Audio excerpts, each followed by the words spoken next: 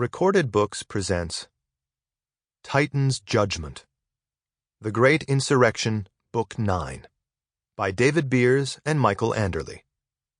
Narrated by John Skelley. Chapter 1. AllSeer was thrown to the back of the ship's tiny bridge. He slammed into the wall, his mech suit bending the metal beneath him. Ares missed the wall and flew down the passage. Caesar was below AllSeer on the deck, pressed against the same wall.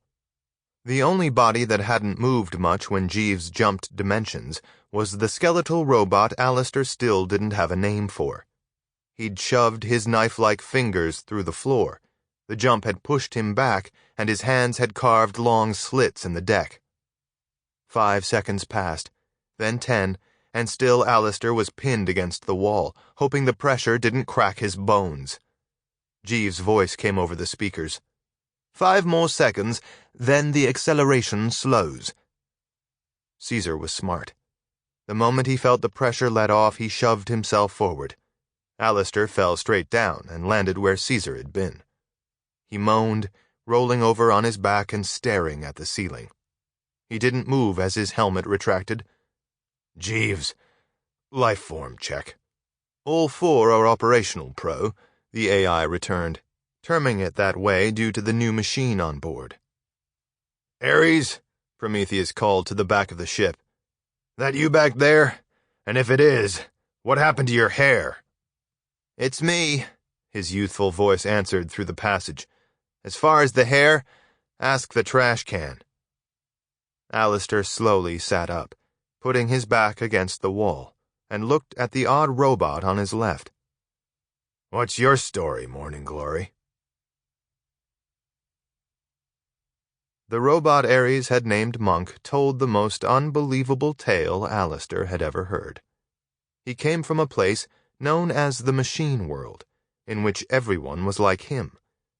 Monk didn't know when it had come into being, only that when a ship appeared on their scans, they knew what to do with it.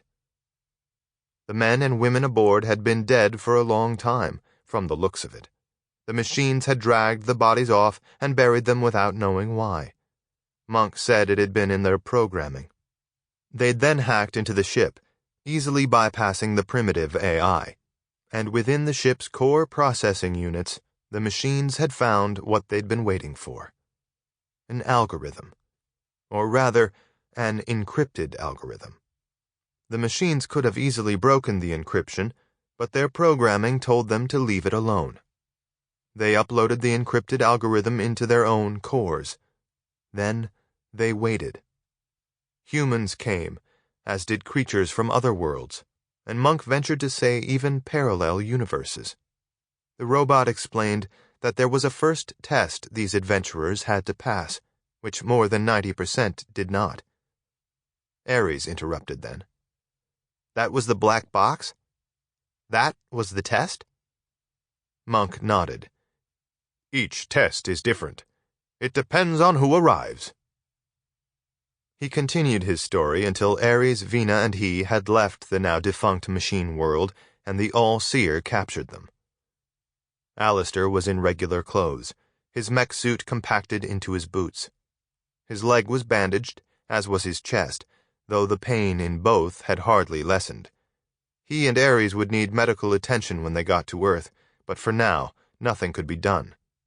The 4 of them sat on the small bridge, their chairs turned so they faced each other.